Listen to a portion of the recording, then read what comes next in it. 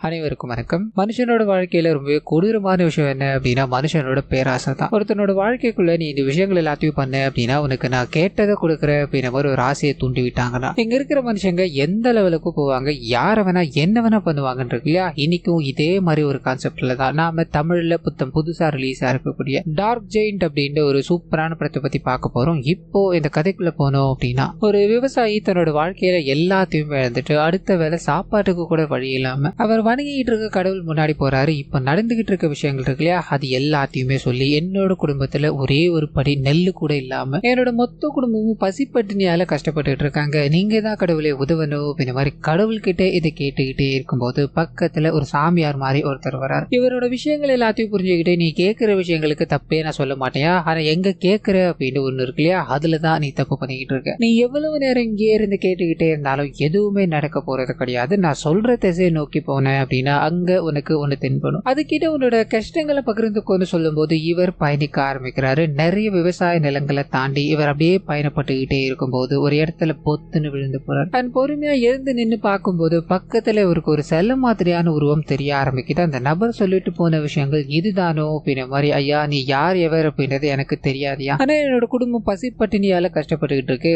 ஒரே ஒரு படி நெல்லை கொடுத்து உதவ முடியுமா அப்படின்ற மாதிரி கையெழுத்து கும்பிட்டு அந்த சிலையை வணங்கிட்டு திரும்பி பார்க்கும்போது இவருக்கு பக்கத்துல ஒரு படி நெல் இருக்க ஆரம்பிக்குது. பயங்கர சந்தோஷம், இன்னைக்குமே நான் உன்னை மறக்க மாட்டேன், இன்னையில இருந்து நீதான் என்னோட குடும்பத்தோட குலதெய்வம் அப்படின்ற மாதிரி அங்கிருந்து பயணிக்க ஆரம்பிக்க அந்த நெல் காலியானதும் மறுபடியும் வராரு, வணங்க ஆரம்பிக்கிறாரு ஒரு மூட்டை. அடுத்த வாட்டி வரும்போது 2 மூட்டை அப்படின்ற மாதிரி எண்ணிக்கைகள் அதிகமாகிக்கிட்டே இருக்கும்போது ஒரு வாட்டி தன்னோட அப்பாவே கூட்டு வந்துட்டார். அந்த அப்பா கிட்ட இந்த சிலையை காமிச்சு நடந்த விஷயங்கள் எல்லாத்தையும் சொல்லிக்கிட்டே இருக்கும்போது அப்பாவும் எத்தனை நாளைக்கு தான் நீ நெல்லே கேட்டுக்கிட்டு இருப்ப, நம்ம கேட்ட விஷயங்கள் தான் அது கொடுக்குது இல்லையா, நீ வேணா தங்கத்தை கேளுன்னு சொல்லும் போது இவர் யோசிக்கிறாரு வணங்கிட்டு. இந்த தங்கம் எனக்கு கிடைக்குமான்னு கேட்டுக்கிட்டே இருக்கும்போது அந்த சிலைக்கு கீழே பாத்தீங்கன்னா ஒரு தங்க காயின் கிடைக்குது. இதை பார்த்தது இவருக்கு அளவில்லாத சந்தோஷம். எதுக்குடா கொஞ்சமா கேட்கிற, இன்னும் நிறைய கேட்டா என்ன அப்படின்ற மாதிரி அந்த நபர், அதாவது இவரோட அப்பா சொல்ல ஆரம்பிக்கிறாரு. இதனால இவர் நிறைய தங்கம் வேணும்னு கேட்கும்போது அந்த சிலையோட காலடி இருக்கு இல்லையா, நிறைய தங்கங்கள் கொட்டி கிடைக்குது. அது எல்லாத்தையும் எடுக்கலான்னு ட்ரை பண்ணா திடீர்னு மாயமாகுது. அப்பதான் இந்த சிலைக்குள்ள இருந்து ஒரு வாய்ஸ் கேட்க ஆரம்பிக்குது, நீ கேட்கிற விஷயங்கள் எல்லாத்தையும் நான் கொடுத்துக்கிட்டு இருக்கேன், ஆனா நீ எனக்காக ஒரு விஷயத்த பண்ணி ஆகணும், அதாவது அளவில்லாத செல்வங்கள் உனக்கு வேணும் அப்படின்னா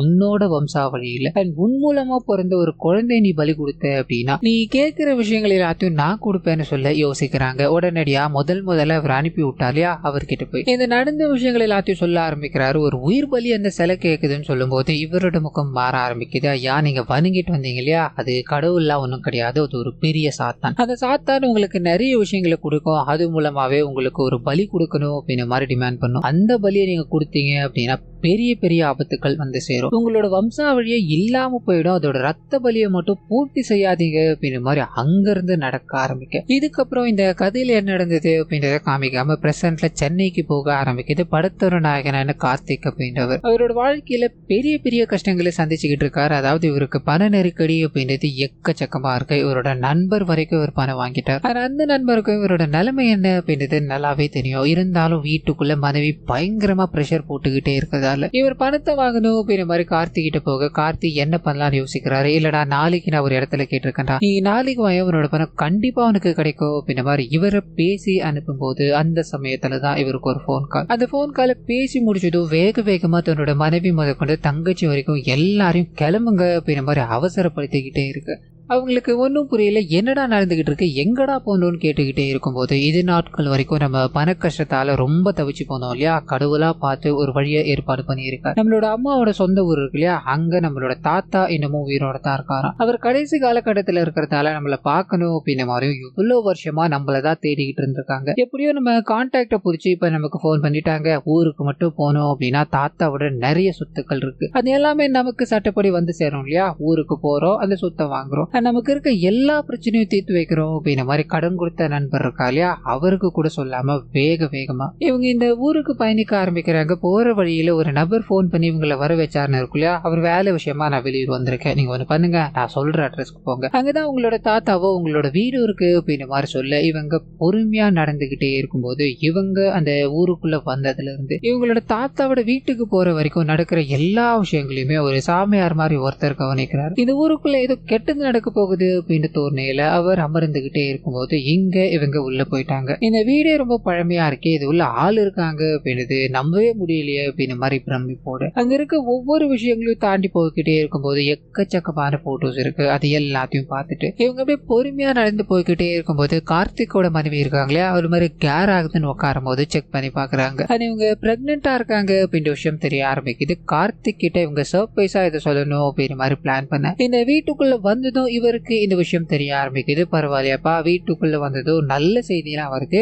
இனிமேல் நமக்கு நல்ல காலம் தான் போலியே அப்படின்ற மாதிரி அங்க இருந்து கிளம்பி தாத்தாவோட ரூமுக்குள்ள போக படுத்த படுக்கையா இருக்க அவங்களோட தாத்தா. ஆனா அவர் பேசிய பல வருடங்கள் ஆகுது அப்படின்ற மாதிரி இருக்கும். இவங்க போய் தாத்தா நாங்க தான் ஊர்ல இருந்து வந்திருக்கோம், உங்களோட பேர பசங்க தாத்தா அப்படின்ற மாதிரி சைகைகள் எல்லாத்தையும் காட்டிக்கிட்டே இருக்கும்போது இவரோட ஒட்டுமொத்த பார்வையும் கார்த்திகோட மனைவி இருக்காங்க இல்லையா, அவங்களோட வயிற்றுல தான். சோ இந்த விஷயங்களை இவங்க பெருசா எதுவும் கண்டுக்கல. வெளியே போகும்போது இவங்களுக்கு போன் பண்ணி இங்க வர வச்சாரு, அவர் வராரு. என்னப்பா தாத்தாவை பாத்துட்டீங்களா, தாத்தா பேசினாரான்னு கேட்கும்போது எங்க சார் ஒரு மாதிரி படுத்த படுக்கையாவே இருக்காரு. ஆமா நீங்க எங்க போனீங்கன்னு கேட்கும்போது இல்லைங்க இந்த டாக்குமெண்ட் வேலை எல்லாம் நடந்துகிட்டு இருக்கு, அது முடிஞ்சது அப்படின்னா உங்க தாத்தா ஒரு கை நாட்டு மட்டும் போட்டா போதும், மொத்த ப்ராப்பர்ட்டி உங்களுக்கு தாங்க, நான் அந்த வேலைகளை பார்த்துட்டு வந்துடுறேன், உங்களுக்கு தேவையான விஷயங்கள் எல்லாத்தையும் பார்த்து பண்ணிக்கோங்க, தாத்தாவை பத்தி கவலைப்படாதீங்க, அவருக்கு நீங்க சாப்பாடே கொடுக்கலனா கூட பரவாயில்லன்னு போகும்போது இவங்களுக்கு ஒரு மாதிரி குழப்பமா இருக்கு. சாப்பாடே கொடுக்க வேண்டாமா, என்னையா பேசிட்டு போறான் அப்படின்னு மாதிரி அந்த வீட்டுல இப்ப செட்டில்ட் ஆகணும். அந்த வேலைக்குள்ள போக ஆரம்பிக்குது. எல்லாரும் தூங்கிக்கிட்டே இருக்கும்போது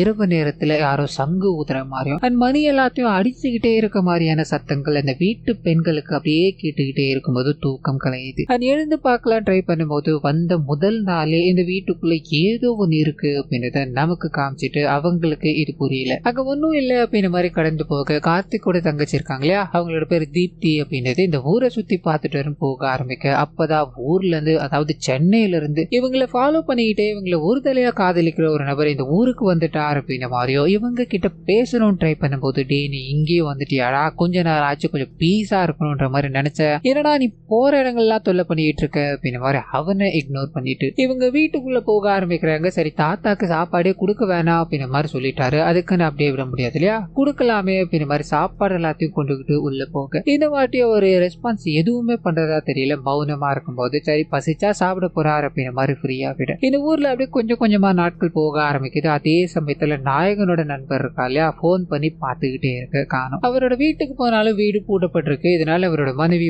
பயங்கரமா திட்ட ஆரம்பிக்கிறாங்க. காசை வாங்கிட்டு அவன் ஓடிட்டான்டா, இன்னுமாடா அவனுக்கு புரியல, ஒண்ணு பண்ணு அவனோட ஊருக்கே போ, அவனோட ஊருக்கே போய் பணத்தை வாங்கிட்டு வாப்போ அப்படின்ற மாதிரி அனுப்பி வைக்கும் போது இந்த பக்கம் கட் பண்ண நாயகனோட தங்கச்சி இருக்காங்க இல்லையா, அவங்க வழக்கம் போல தூங்கிக்கிட்டே இருக்கும்போது மறுபடியும் அந்த சங்கு சத்தம் கேட்க ஆரம்பிக்குது. ஏன்னா இரவு நேரம் ஆயிடுச்சு அப்படின்னா இது கேட்டுக்கிட்டே இருக்கு அப்படின்ற மாதிரி எழுந்து அப்படியே அங்க சுத்தி பார்த்துக்கிட்டே இருக்கும்போது தன்னை ஏதோ ஒரு உருவம் பின்தொடர்ந்துகிட்டே இருக்க மாதிரியான விஷயங்கள் இவங்களுக்கு தோணிக்கிட்டே இருக்கும்போது ஜன்னலுக்கு வெளியில கருப்பு கலர்ல ஒரு உருவம் கை கால்கள் அப்படியே நீட்டிக்கிட்டு இவங்களை பார்த்து நின்னுகிட்டே இருக்கும்போது பயந்து போறாங்க.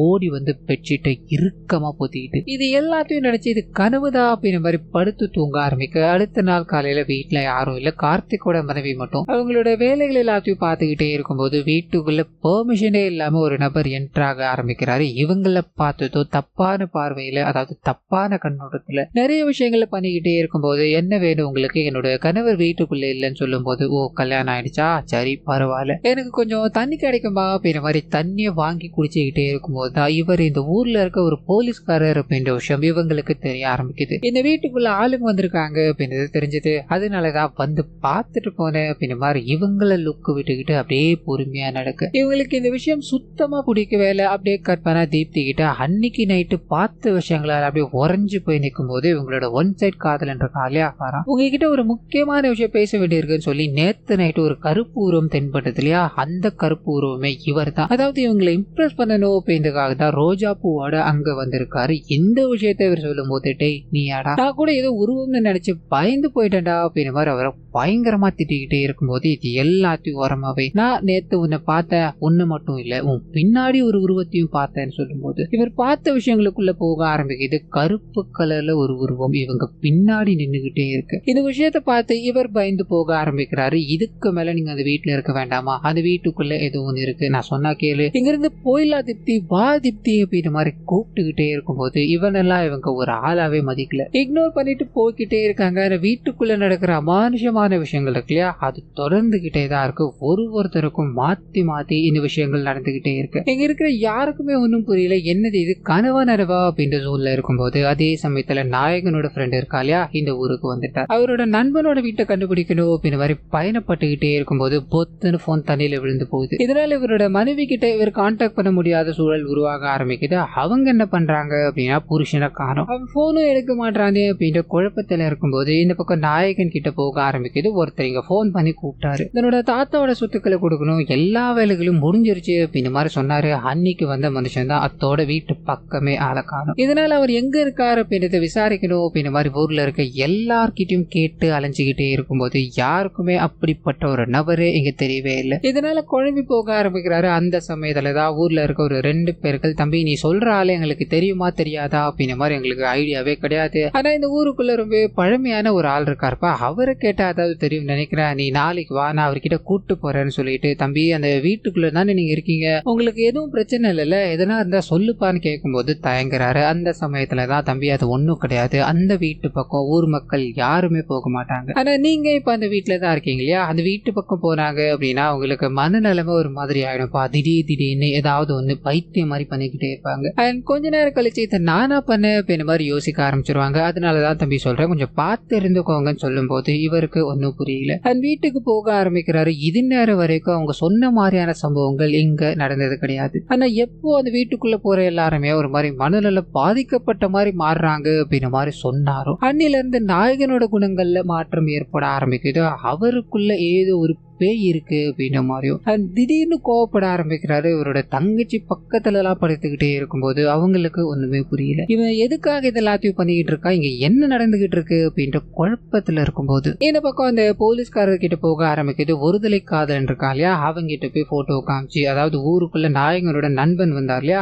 அவரோட போட்டோ காமிச்சு, இவனை நீ எங்கேயாவது பார்த்திருக்கேடான்னு கேட்கும்போது இல்ல சார், ஏன் சார்னு கேட்கும்போது இல்ல அவனோட மனைவி இவனை காணோம் அப்படின்ற மாதிரி கம்ப்ளைண்ட் கொடுத்திருக்காங்க, எங்கேயாவது பார்த்தேன்னு வையன் உடனடியாக எங்களுக்கு தகவல் சொல்லு அப்படின்ற மாதிரி அங்கிருந்து கிளம்பிக்கிட்டே இருக்க நாயகன் போய்கிட்டே இருக்கும்போது ஒரு வயசான நபரை கவனிக்கிறார். மாந்திரிகவாதி மாதிரி இருப்பார் இல்லையா, அவர் தான் அவர்கிட்ட போய் இந்த ஊரை பத்தி பேச ஆரம்பிக்கிறாரு. நாயகரோட அம்மாவை பத்தியும் பேசிக்கிட்டே இருக்கும்போது அப்போ இவரோட முகத்துல ஒரு மாதிரியான விஷயம் தோணிக்கிட்டே இருக்கு. என்ன சார் என்னோட அம்மா உங்களுக்கு தெரியுமா, என்னோட அம்மாவை தெரிஞ்ச முதல் நாள் நீங்க தான் போலியே அப்படின்ற மாதிரி கேஷுவலா பேசிக்கிட்டே இருக்கும்போது எப்படி தம்பி தெரியாம இருக்கும், உன்னோட குடும்பம் மொத்தமே எனக்கு தெரியும், அது மட்டும் இல்லாம உன்னோட அப்பா எப்படி இறந்து போனான்னு தெரியுமா, அந்த விஷயத்த உங்ககிட்ட சொல்லியிருப்பாங்களா சொல்லியிருக்க மாட்டாங்களான்னு தெரியலப்பா, உன்னோட அப்பாவை கொடூரமான முறையில கொலை பண்ணாங்க, அதை பண்ணது வேற யாரும் கிடையாது உன்னோட அம்மா தான்ப்பான்னு சொல்லும் போது இவருக்கு பயங்கர ஷாக்கா இருக்கு. அந்த ஷாக்கோட கிளம்பி வீட்டுக்கு போக ஆரம்பிக்கிறாரு. இரவு நேரம் ஆயிடுச்சு அப்படின்னா இவருக்குள்ள ஏதோ ஒண்ணு சுத்திக்கிட்டு இருக்கு அப்படின்ற மாதிரி காமிச்சாங்க இல்லையா, இந்த வாட்டியும் தூங்கிக்கிட்டே இருக்கும்போது திடீர்னு எழுந்துக்க ஆரம்பிக்கிறாரு. கதவை திறந்து வெளியில போக்கிட்டே இருக்கும்போது 2 பெண்களுக்கும் பயமா இருக்கு. இவர் எதனால அந்த மாதிரி பண்ணிக்கிட்டு இருக்காரு, இங்க என்னதான் நடந்துகிட்டு இருக்கு அப்படின்ற மாதிரி ஃபாலோ பண்ணிட்டு போகும்போது வெளியில இருக்க ஒரு உயிரினத்தை, அதாவது தாவிக்கிட்டு இருக்க உனத்தை பிடிச்சி பச்சையா சாப்பிட்டுக்கிட்டே இருக்கும்போது அலறி அடிச்சுக்கிட்டு வீட்டுக்குள்ள ஓடி வர இங்க அந்த நபர் தூங்கி எழுந்து வந்துகிட்டே இருக்காரு. அண்ணா விளையாடத்தானா, இவ்வளவு நேரம் நீங்க வெளியில தானே இருந்தீங்க, இப்ப உள்ள இருந்து வரீங்க அப்படின்ற மாதிரி பிரமிச்சு நின்றுகிட்டே இருக்கும்போது இவருக்கும் ஒன்றும் புரியல. அப்போ இவங்க 3 பேரையுமே விரல வைக்கிற மாதிரியான ஒரு சம்பவம் இவங்க கண்ணு முன்னாடி நடக்க ஆரம்பிக்குது. அதாவது இவங்களோட கண்ணு முன்னாடி ஒரு சாத்தானோட நிழல் தெரிஞ்சுக்கிட்டு இருக்கு அப்படின்றத மொத்த பேரும் பாக்குறாங்க. ஒரு மாதிரி அலண்டு போய் நின்றுகிட்டே இருக்கும்போது கட் பண்ணா இதுக்கு அடுத்த நாள் காலையில நாயகனோட ஃப்ரெண்டு போன் எல்லாத்தையும் சரி பண்ணிட்டு இவரோட மனைவிக்கு கால் அடிக்க ஆரம்பிக்கிறாரு. மனைவி இவரை காணோம் அப்படின்ற மாதிரி போலீஸ் கம்ப்ளைண்டே கொடுத்துட்டாங்க. என்னடி நான் வர்றதுக்குள்ள இந்த எல்லாத்தையும் பண்ணிட்டேன், சரி ஒண்ணு பண்றேன், நான் போய் என்னோட ஃப்ரெண்டை பாக்குறேன், அதுக்கப்புறமா இந்த விஷயங்கள் எல்லாத்தையும் ஷார்ட் அவுட் பண்ணிக்கலாம் அப்படின்ற மாதிரி அங்க கிளம்பிக்கிட்டே இருக்கும்போது இங்க நாயகன் நேத்து அப்படி ஒரு விஷயத்த பார்த்துட்டா இல்லையா, இதுக்கு மேல இங்க இருந்தோம் அப்படின்னா நம்மளை விட முட்டாள் வர யாருமே கிடையாது, உடனடியா இங்க இருந்து கிளம்பி ஆகணும் அப்படின்ற மாதிரி திங்ஸ் எல்லாத்தையும் எடுத்து வச்சுக்கிட்டே இருக்கும்போது இவங்களை இங்க கூட்டு வந்தா இல்லையா, அந்த நபர் அங்க வராரு. இவங்க இங்க இருந்து கிளம்புறாங்க அப்படின்ற விஷயத்த தெரிஞ்சுக்கிட்டு நீங்க போறது அப்படின்ற மாதிரி முடிவாயிடுச்சு, ஒண்ணு பண்ணுங்க உங்களோட தாத்தாவை போய் பாருங்க, அவர் என்ன சொல்றாரு அப்படின்றத கேட்டுக்கிட்டு நீங்க தாராளமா போகலான்னு சொல்லும் போது இவர் யோசிக்கிறாரு. தாத்தாவை பார்க்க போறாரு. அதே சமயத்துல நாயகன் நாயகனோட ஃப்ரெண்டு. அங்கிருந்து பயணப்பட்டு இவரோட வீட்டுக்கு வர ஆரம்பிக்கிறாரு. அந்த சமயத்துலதான் நாயகனும் கரெக்டா தாத்தா கிட்ட போகும்போது இவரோட தாத்தா இவரையே பார்த்து முறைச்சுக்கிட்டே இருக்காரு. என்னோட அம்மா நீங்க நல்லது பண்ணிருந்தீங்க அப்படின்னா உங்களை பத்தியும் என்னோட அப்பாவை பத்தியும் கண்டிப்பா ஏதாவது சொல்லியிருப்பாங்க. ஆனா அப்படிப்பட்ட விஷயத்தையே அவங்க சொல்லாம மறைச்சிருக்காங்க அப்படின்னா கண்டிப்பா நீங்க ஏதோ ஒன்னத்தை பண்ணிருக்கீங்க, என்னோட அம்மாவுக்கு அது பிடிக்காம இருந்திருக்கு. இதனால இதுக்கு மேல இந்த சொத்தை நான் எடுத்துக்கணும் அப்படின்ற மாதிரி ஆசைப்பட்டேன்னா அவர் முட்டாள், எனக்கு இந்த சொத்தை வேணாம் அப்படின்ற மாதிரி கிளம்பலாம் ட்ரை பண்ணும்போது அந்த வயசானவர் அவரோட கைகளை பிடிக்க ஆரம்பிச்சதும் இவரோட குணங்கள் மாற ஆரம்பிக்குது. வேகமா வெளியே வந்து பார்க்கும்போது நண்பர் உட்காந்துக்கிட்டு இருக்காரு. பணத்தை தேடி நீ இங்கே வந்துட்டியா, உன் பணம் என்ன உனக்கு அவ்வளோ முக்கியமா போச்சா, உன் பணத்தை தர முடியாதுடா, உன் மனைவி என்ன சொன்னாலும் சரி அவ ஒரு கேடு கேட்டவ, அவ அதுக்கும் மேல அப்படின்னு பாரு இவரோட நண்பரை பத்தியும் அவரோட மனைவியை பத்தியும் பயங்கரமான வார்த்தைகளால பேசிக்கிட்டே இருக்கு. நீ ஓவரா பேசிக்கிட்டு இருக்கா, நீ பேசிக்கிட்டு தப்புடா அப்படின்ற மாதிரி இவருக்கு எவ்வளவோ சொல்லலான்னு வரும்போது கூட இருக்கவங்களுக்கு ஒன்றும் புரியல. கார்த்திக் இந்த மாதிரி எல்லாம் பேச மாட்டாரு, என்ன நடந்துகிட்டு இருக்கீங்க அப்படின்ற மாதிரி அவரை தடுக்கலான்னு போகும்போது கார்த்திக் பயங்கர கோபத்துல அந்த நபரை தள்ளி விட்டுட்டு அந்த கதவு பக்கத்துல அவரோட மண்டையை வச்சு வேகமா பயங்கரமா அடிச்சுக்கிட்டே இருக்கும்போது ரத்தம் அப்படியே தெறிக்க ஆரம்பிக்குது. இவங்க எவ்வளவோ தடுக்கணும் ட்ரை பண்ணும்போது கடைசி வரைக்கும் எதுவுமே பண்ண முடியாம போயிடுது.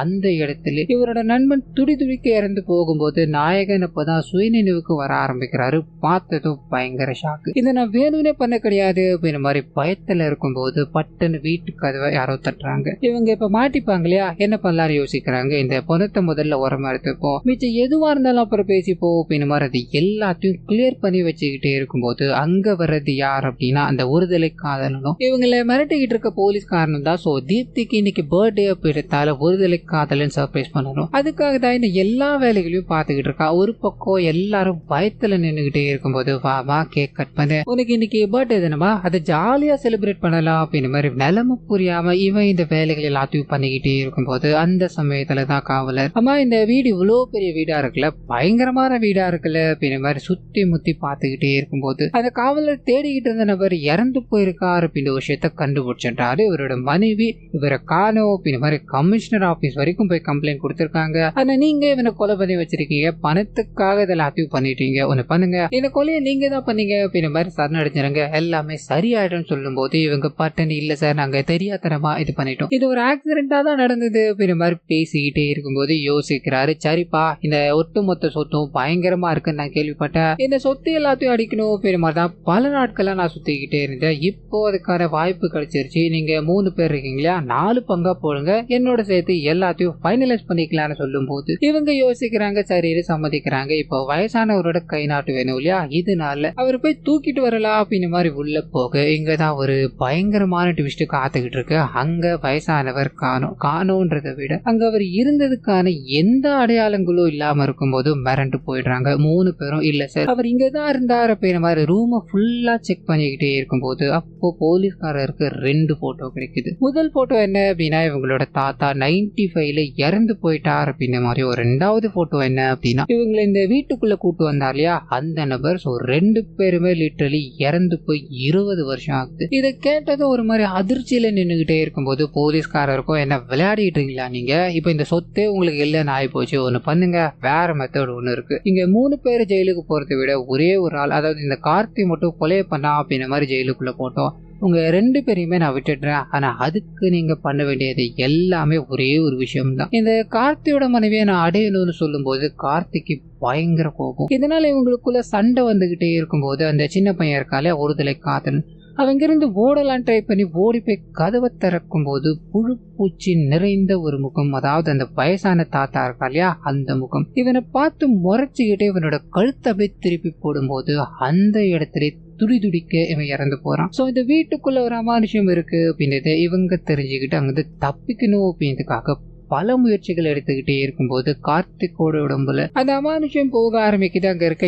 எல்லாத்துக்கூடயும் சண்டையை போட்டுட்டு கார்த்திக்கோட மனைவி இருக்காங்க இல்லையா அவங்கள ஒரு அறைக்குள்ள கூட்டு போறாங்க. அது இங்க நரபலி கொடுக்கணும் அப்படின்ற மாதிரி செட்டப்ல நிறைய விஷயங்கள் இருக்கும்போது பார்த்து பயந்து நடுங்கிட்டு இருக்க அவங்க ஒரு பக்கம். அண்ட் கார்த்திக் தன்னோட சுயநினைவை இழந்து அவனோட குழந்தைய அவனே கொலை பண்ண போறான் அப்படின்ற மாதிரியான விஷயங்கள் எங்க காட்டப்பட்டுக்கிட்டே இருக்கும்போது கற்பனை அந்த 20 வருஷத்துக்கு முன்னாடி என்ன நடந்தது அப்படின்றதுக்குள்ள போக ஆரம்பிக்குது. ஒரு குழந்தை பலி பலியை கொடுத்த அப்படின்னா நீ கேட்கறது எல்லாத்தையும் நான் கொடுக்குறேன் அப்படின்னு மாதிரி அந்த விவசாயி கிட்ட அந்த சாத்தான் சொல்லிச்சு இல்லையா. இதனால அவரோட மனைவி கிட்ட போறாரு. இந்த மாதிரி நம்ம கேட்கிற விஷயங்கள் எல்லாமே நடந்துகிட்டே இருக்கலாமா, அது இன்னும் நல்லபடியா நடக்கணும், நம்ம பெருசா ஒரு ஆள் ஆகணும் அப்படின்னா அதுக்கு ஒண்ணு பண்ணலாமா, உன்னோட வயிற்றுக்குள்ள இருக்கிற குழந்தை, அந்த குழந்தைய கடவுளுக்கு நேர்ந்து விட்டுட்டு நம்ம மறந்துட்டு வந்துட்டோம் அப்படின்னா இது எல்லாமே, அதாவது நம்ம நினைச்ச எல்லாமே நடக்குமான்னு சொல்லும் போது இவங்க இதை துளி கூட ஏத்துக்கல. தன்னோட குழந்தைய கொடுத்துதான் இந்த ஃபேமிலிக்கு செல்வ செழிப்பு வரணும் அப்படின்னா அப்படிப்பட்ட செல்வ செழிப்பு எனக்கு வேண்டாம் அப்படின்ற மாதிரி தீர்த்து நிற்கும் போது இந்த விவசாயியோட அப்பா என்ன பண்றாரு அப்படின்னா இதை கன்வின்ஸ் பண்றாரு. ஆனா இந்த விவசாயி கன்வின்ஸ் ஆகுற மாதிரி தெரியல. இதனால மருந்தல் எல்லாத்தையும் கொடுத்து அவரை வசியப்படுத்தி நீ நான் சொல்ற விஷயங்களை பண்ண நம்ம இந்த உலகத்திலேயே அழிக்க முடியாத ஒரு செல்வந்தர் ஆகலாம் அப்படின்ற மாதிரி அவரை வசியப்படுத்தி கரெக்டா அவரோட மனைவியை கட்டாயத்தின் பேர்ல எங்க கூட்டு வராங்க. இது எல்லாமே சரியா நடந்து முடிஞ்சிடும், இந்த ஒரே ஒரு பலி மட்டும்தான் அப்படின்ற மாதிரி அவங்க அந்த குழந்தைய பலி கொடுக்கணும் அப்படின்ற மாதிரி போக இவங்க அங்கிருந்து தப்பிச்சு ஓட ஆரம்பிக்கிறாங்க. கையில ஒரு குழந்தை, வயிற்றுல ஒரு குழந்தை அப்படின்ற மாதிரி பயங்கரமான போராட்டத்துக்கு நடுவுல இவங்க தன்னோட குழந்தைகளை காப்பாற்றணும் அப்படின்ற மாதிரி ஓடிக்கிட்டே இருக்கும்போது கணவர் விடுறதா தெரியல, பின்தொடர்ந்து வந்துகிட்டே இருக்கும்போது வேற வழியே கிடையாது. தன்னோட குழந்தைகளை காப்பாற்றணும் அப்படின்னா கணவர் இறந்து போகணும் அப்படின்னு புரிஞ்சுக்கிட்டு கணவரை சாகடிச்சுட்டு இவங்க அங்கிருந்து தப்பிச்சு போயிடுறாங்க. இப்ப இந்த பூஜைகள் எல்லாமே தடைப்பட்டு நிக்குது இல்லையா. இதனால அந்த வயசானவர் என்ன பண்றாரு அப்படின்னா அவரோட பொண்ணையும் மருமகனையும் கூப்பிட்டு வர ஆரம்பிக்கிறாரு. தன்னோட பொண்ணை பலி கொடுத்தோம் அப்படின்னா நிறைய செல்வங்களை பெறலாம் அப்படின்ற மாதிரி மருமகனை கன்வின்ஸ் பண்ணி இந்த வேலைகளை எல்லாத்தையும் பண்ணிட்டு அடுத்த நாள் அந்த சாத்தான் கிட்ட போயிட்டு சாத்தானை வழிபட்டுக்கிட்டே இருக்கும்போது சாத்தான் ஒரே ஒரு விஷயம்தான், நீ இது எல்லாத்தையுமே உன்னோட ஆசைகளுக்காக மட்டுமே தான் பண்ண, நான் கேட்டது என்னை பணங்கின அவனோட ஃபேமிலியில இருக்க ஒரு உயிர், ஆனா நீ கொடுத்ததோ வேற ஒரு ஃபேமிலியில இருக்க ஒரு உயிர், இதனால இந்த விஷயத்த இப்போதைக்கு என்னால கொடுக்க முடியாது. உன்னோட தலைமுறைகள்ல வர குழந்தைய கரெக்டா சந்திரா பௌர்ணமி அன்னைக்கு நள்ளிரவு 12 மணிக்கு நீ பலி கொடுத்த அப்படின்னா உனக்கு தேவையான விஷயங்கள் எல்லாமே வந்து சேரும். ஆனா தப்பி தவறி நீ தப்பா பண்ணிட்ட அப்படின்னா நடக்கிற எல்லாத்துக்கும் நான் பொறுப்பு கிடையாது அப்படின்னு மாதிரி அன்னைக்கு போன அந்த சாத்தான் தான் இன்னி வரைக்கும் இந்த வம்சத்தை ஆட்டி படைச்சுக்கிட்டே இருக்கு. அந்த பலியை கேட்டுக்கிட்டு இருக்கு அப்படின்றது எல்லாத்தையும் எங்க கனெக்ட் பண்ணி முடிக்கும் போது இப்போ இந்த பொண்ணை பலியிடணும். இதுக்கு அந்த வேலைகள் எல்லாத்தையுமே கார்த்திக்கோட உடம்புல இருக்க சாத்தான் பண்ணிக்கிட்டே இருக்கும்போது பட்டுன்னு கார்த்திக் அவனோட அம்மா ஞாபகங்கள் வர ஆரம்பிக்குது. நீ எங்க போனாலும் சரிடா, உனக்காக நான் இருப்பேன், அம்மா எப்பயுமே உன் நல்லதுக்காக மட்டுமே தான் எல்லாத்தையும் பண்ணுவேன் அப்படின்ற மாதிரி சொல்லியிருப்பாங்க இல்லையா. அது இவனோட எண்ணங்களுக்குள்ள தோணிக்கிட்டே இருக்கு. கையில கத்தி இருக்கு இல்லையா, அதை ஓரமா வச்சுட்டு யாருக்கும் தெரியாத ஒரு குச்சி மாதிரி, அதாவது ஒரு நீட்டான ஒரு கம்பி மாதிரி இருக்கு, அதை எடுக்க ஆரம்பிக்கிறான். வெளியில போலீஸ்காரரும் இவனோட தங்கச்சியும் கதவை வேகமா தட்டிக்கிட்டே இருக்கும்போது இவன் அழுதுகிட்டே தன்னோட மனைவியோட வயிற்றுல அந்த குச்சியால் ஒரு குத்து குத்துறான். ரத்தம் அப்படியே அந்த சிலை மேல, அதாவது அந்த சாத்தானோட சிலை மேல அடிக்குது அப்படின்றத நமக்கு காமிச்சிட்டு 2 பேரும் பொத்துன்னு விழுந்து போக ஒரு சில நாட்கள் கழிச்சு காமிக்கிறாங்க. கார்த்திக்கோட மனைவி இருக்காங்க இல்லையா, அவங்க செக்அப் எல்லாம் போக்கிட்டே இருக்கும்போது அங்க ஸ்கேன் பண்ணி பார்த்த டாக்டரும் ஒரு பயங்கரமான அதிர்ச்சியை கொடுக்குறாங்க. இவங்களுக்கு வயிறு என்னமோ பெருசாதான் இருக்கு, அந்த ஸ்கேன் பண்ணி பார்த்தாங்க அப்படின்னா வயிற்றுக்குள்ள குழந்தை இல்லை அப்படின்ற விஷயம் இவங்களுக்கு தெரிய ஆரம்பிக்குது. பயங்கர ஷாக்கோட இருக்கும்போது கார்த்திகை காமிக்கிறாங்க ஜெயிலுக்குள்ள இருக்கான். அது நடந்த விஷயங்கள் எல்லாத்தையும் நினைச்சு ஒரு மாதிரி சோகமா இருக்கும்போது ஒரு சின்ன விஷயத்துக்குள்ள போக ஆரம்பிக்குது. ஒரு சாமியார் மாதிரி ஒருத்தரை சந்திச்சார் இல்லையா, அப்போ அவர் என்ன சொல்லியிருப்பார் அப்படின்னா இந்த பிரச்சனைகள், அதாவது உங்களால இந்த ஊருக்குள்ள பல பிரச்சனைகள் வரப்போகுது, அதை தடுக்கணும் அப்படின்னா அதுக்கு ஒரே வழிதான் இருக்கு, என்னோட குருவை போய் பாருங்க சொல்லும் போது அங்க போகும்போதுதான் நாயகனுக்கு இதுக்கு பின்னாடி நடந்துகிட்டு இருக்கு, அதாவது சாத்தானாலே உங்களோட பரம்பரைக்கு நடந்துகிட்டு இருக்க விஷயங்கள் கொஞ்சம் கொஞ்சமா ரிவீல் ஆக ஆரம்பிக்குது. இதுல இருந்து வெளியே வரணும் அப்படின்னா அதுக்கு ஒரே ஒரு வழி மட்டும் தான் இருக்கு. சாத்தானோட குழந்தைய இவரோட மனைவி பெத்தெடுக்க போறாங்க அப்படின்ற மாதிரி இருக்கும். இவங்களோட கருப்பையிலே சாத்தான் வளர்ந்துகிட்டு இருக்கான் அப்படின்றத இந்த குரு சொல்லிட்டு சாத்தான நம்மளால அழிக்க முடியாது, ஆனா கட்டுப்படுத்த முடியும், அதுக்குதான் இந்த ஆயுதம் உனக்கு அப்படின்ற மாதிரி ஷார்ப்பான ஒரு கம்பியை குத்துறாரு. உன்னோட மனைவியோட வயிற்றுக்குள்ள ஒரு ஓரமான இடத்துல இதை நீ குத்தன அப்படின்னா சாத்தானோட ரத்தம் வெளியே வரும். இது மூலமா உன்னோட மனைவிக்கு சாத்தான் இல்லாத ஒரு நிலைமை உண்டாகும். அண்ட் கவலையப்படாதப்பா, பிறக்க போற குழந்தை, அதாவது சாத்தான் வெளியே வந்ததுக்கு அப்புறமா பிறக்க போற குழந்தை இருக்கு இல்லையா, அந்த குழந்தையாலதான் உங்களோட பரம்பரையோட சாபம் முடிவுக்கு வரப்போகுது, இங்க இருக்க எல்லாரோட நன்மைகளும் நடக்க போகுது அப்படின்ற மாதிரி சொல்லி அனுப்பி வச்சிருப்பார். ஆனா அதுல முக்கியமான ஒரு விஷயம் என்ன அப்படின்னா இவர் அந்த ரத்தத்தை தெறிக்க விடும்போது அந்த சிலை மேல படக்கூடாது அப்படின்னதான். ஆனா இவர் தெரிஞ்சோ தெரியாமலோ இவர் குத்தும் போது ரத்தம் அது மேல தெரிச்சிருச்சு. இதனால ஜெயிலுக்குள்ள உட்காந்துக்கிட்டே நான் பண்ணக்கூடாத தப்பு எல்லாத்தையும் பண்ணிட்டேன், இனிமேல் இங்க நடக்க போற விஷயங்களை யாராலையும் தடுக்க முடியாது அப்படின்ற மாதிரி கண் கலங்கும் போது அப்படியே கட் பண்ணா அந்த சாத்தானோட சிலை இருக்கு இல்லையா, பிடிச்சு செதற ஆரம்பிக்குது. ஒரு பெரிய பெரிய கிணறு மாதிரி இருக்கு. அந்த கிணத்துக்குள்ள இருந்து சாத்தான் வெளியே வந்துகிட்டு இருக்கு அப்படின்றத நமக்கு இங்க காமிச்சிட்டு இதோட செகண்ட் பார்ட்டுக்கான சின்ன லீடா இதை வச்சுட்டு இந்த படத்தை தொட முடிக்கிறாங்க. ஸோ கண்டிப்பா இந்த படம் உங்க எல்லாருக்கும் பிடிச்சிருக்கும் அப்படின்ற மாதிரி நம்புறேன். இந்த வீடியோல ஏதாவது நிறைய குறைகள் இருந்தது அப்படின்னா அதை மறந்துடாம கமெண்ட்ஸ்ல பதிவிட்டுருங்க.